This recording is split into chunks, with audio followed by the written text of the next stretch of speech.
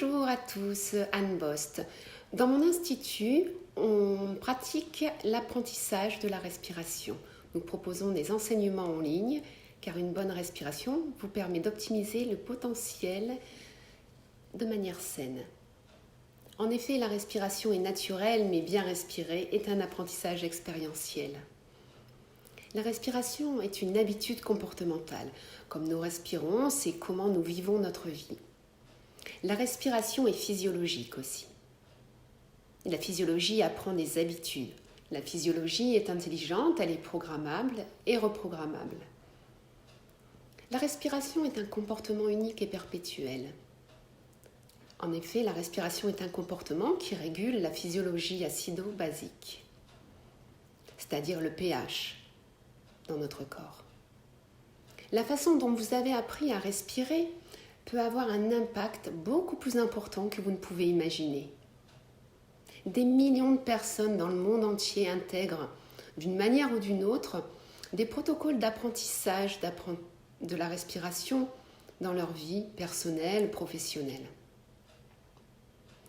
La plupart d'entre eux, cependant, ne se concentrent uniquement sur la mécanique de la respiration, sans même penser à la chimie. Il s'agit d'un oubli, mais qui peut entraîner de graves conséquences. Des interprétations erronées sur les résultats de l'entraînement respiratoire. Les effets d'une chimie compromise sont profonds. Des statistiques suggèrent que des millions de personnes dans le monde souffrent de symptômes et de déficits profonds, incompris, des habitudes respiratoires dysfonctionnelles apprises qui compromettent la chimie. Malheureusement, ces habitudes sont rarement identifiées. Il est important que tous les praticiens de la respiration connaissent les effets potentiels d'une modification consciente de la mécanique respiratoire sur la chimie respiratoire lorsqu'ils travaillent avec leurs patients, leurs clients, ou même sur leur propre respiration. Le problème des comportements respiratoires appris est qu'ils compromettent la physiologie, la psychologie, la santé et la performance. Ces comportements respiratoires appris ont un impact majeur sur de multiples systèmes physiologiques, entraînant des symptômes et des déficits qui sont généralement attribués à d'autres causes plutôt qu'à des comportements et des réponses apprises qui peuvent les expliquer.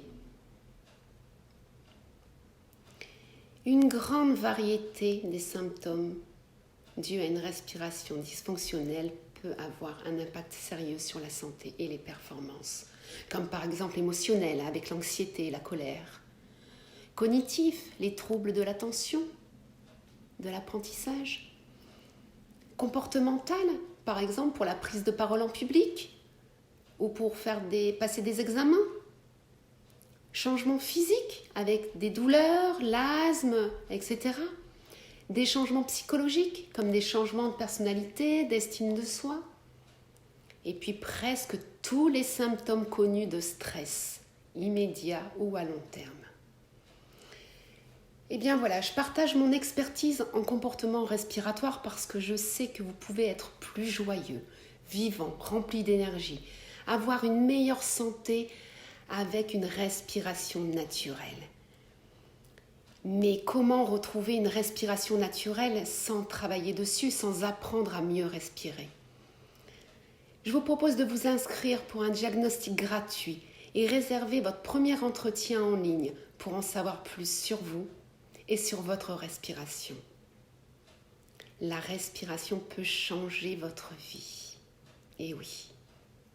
Je vous souhaite une très très belle journée et surtout, n'oubliez pas, inscrivez-vous pour un diagnostic et nous nous rencontrons bientôt en ligne pour un entretien respiratoire.